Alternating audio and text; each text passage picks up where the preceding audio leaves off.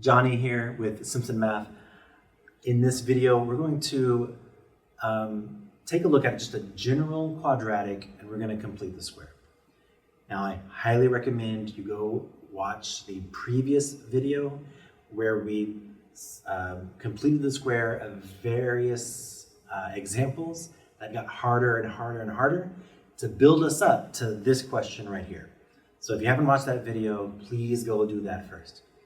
But I've got this quadratic equation where A, B, and C are just real numbers. This notation over here, I'm saying let A, B, and C be an element of the real numbers.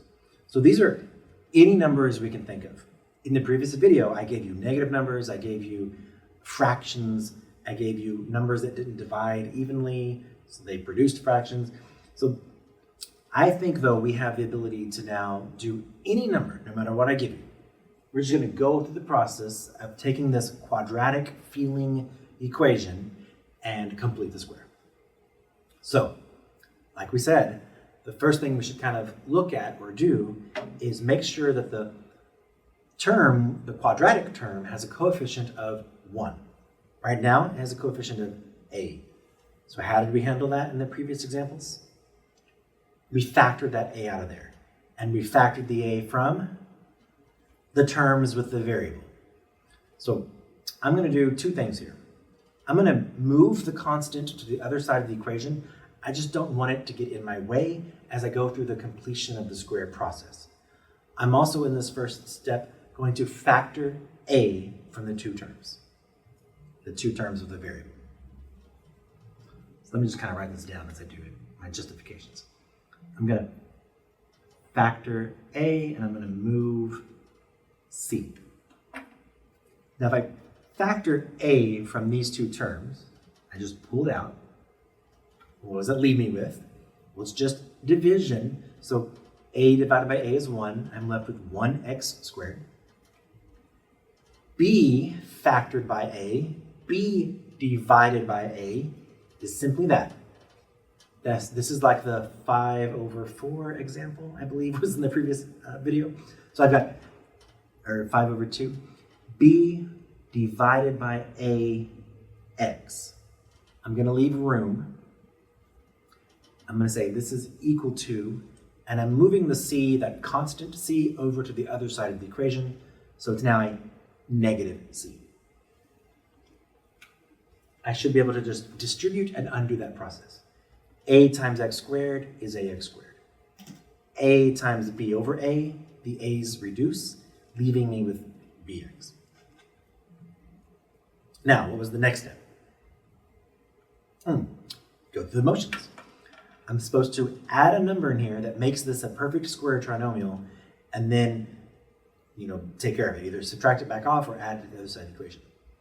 Now, to get that number, I like to use this notation. I take half of the coefficient on the linear term. So I need half of b over a. Several ways to think about it. That's b over a divided by 2. And when you divide by a number, you're multiplying by the reciprocal. So b over 2a. Or, I said in English, we're taking half of b over a, where of is multiplication. So we get b over 2a. Now, that's a positive, I suppose. It doesn't really matter, but I got a positive. I'm going to now square that value. Well, a fraction times a fraction, you just multiply numerators and you multiply denominators. So b over 2a times itself, b over 2a. I'm going to have b squared over 4a squared. B times b is b squared. 2a times 2a is 4a squared. Now I just added b squared over 4a squared inside the parentheses, but when I distribute that a, one of these a's will reduce. So to keep this equation balanced, I'm going to add b squared over 4a to the other side of the equation. So I'm adding b squared over 4a now to the first power. All right. Then we have now written a perfect square trinomial, so we should be able to factor this. And I'm looking at that understood capital A from the previous videos and the understood capital B in the previous videos. I should be able to factor this very quickly. I'll do that on the left. On the right-hand side of the equation, I think I'd like to simplify it. I don't like leading negatives, so I'm going to rearrange this. B squared over 4a minus c. And then I'd like to go ahead and get a common denominator as well. So the denominator is 4a, so I'm just going to multiply the negative c times 4a over 4a, a form of 1, to get that common denominator. So I'm doing two things in this next step. Let me just do it.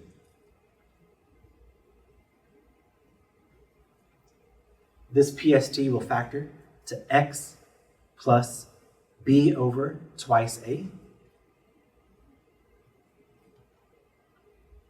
And that quantity is being squared. On the right-hand side, I'm going to get a common denominator. So I have b squared over 4a minus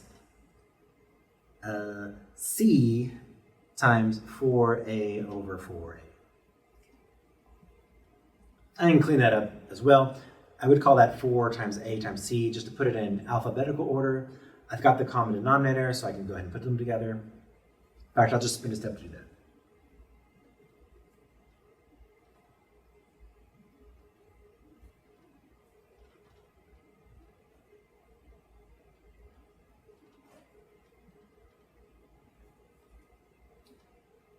All right. Now, at this point, we are done with the completion of the square. That process is over. For this video, I would like to continue and I'd like to solve, meaning I want to get the x by itself. In another previous video where I talked about perfect square trinomials, we solved a quadratic by completing the square. Maybe I'll put a link somewhere. Okay, but I'd like to solve for x. So before I can get rid of the square, I need to get rid of the coefficient a. So I'm going to divide both sides of the equation by a.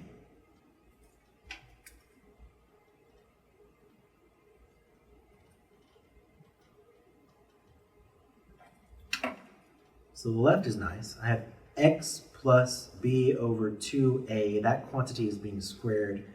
And on the right, I already have a fraction and I'm dividing by a. So we said this before. A fraction divided by a number, like a, we can think of that as multiplying by the reciprocal. So if you're dividing by a, you should multiply by 1 over a. So that a should just join the denominator. So 4a times a, that's going to be an a squared down there. That numerator kind of looks similar to things we've done in the past. All right, now that the coefficient is gone, I think it's safe to square root both sides. So I'm going to square root both sides of the equation. On the left, those just kind of undo each other. I'm left with x plus b over 2a. The square root of a square should just be that base.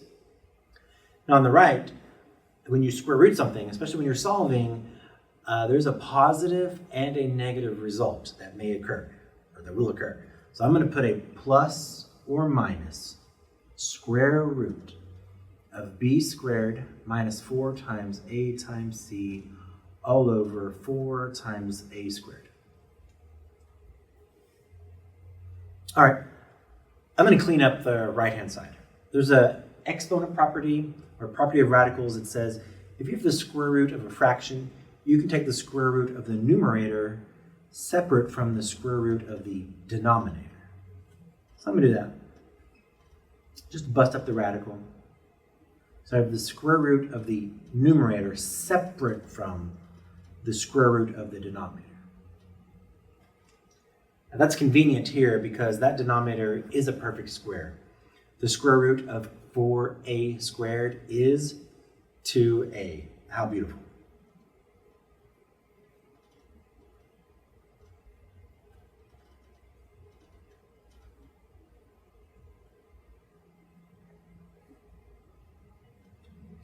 All right, one last step to get the x by itself, and that is to subtract that number, b over 2a, from both sides. And I said earlier I don't like leading negatives, but here this plus or minus sign kind of, I really don't like that leading either. So I'm going to put the negative b over 2a in front of this plus or minus, because I can't put it really behind it. So I'm going to say minus b over 2a plus or minus the square root of this numerator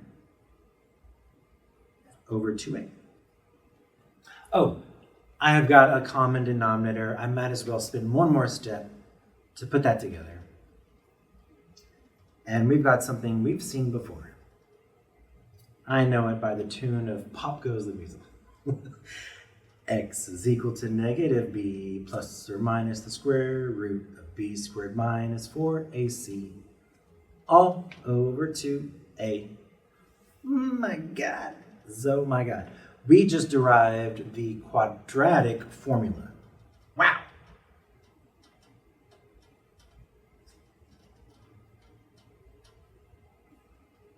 All right, the purpose of this video is to show you we can complete the square no matter what I give you. If I give you some negative number, that's fine, you just factor it out. If I give you some sort of fraction, you've got it, you can handle it. No matter what A, B, and C is, you just go through the same process in order to complete the square, and it's easy. And then, once you've completed the square, solving is really easy. We did that here. I had completed the square, so then we just get the square by itself and square both sides. It's easy peasy. All right, that's a lot of fun. All right, I hope that helps. See you next time.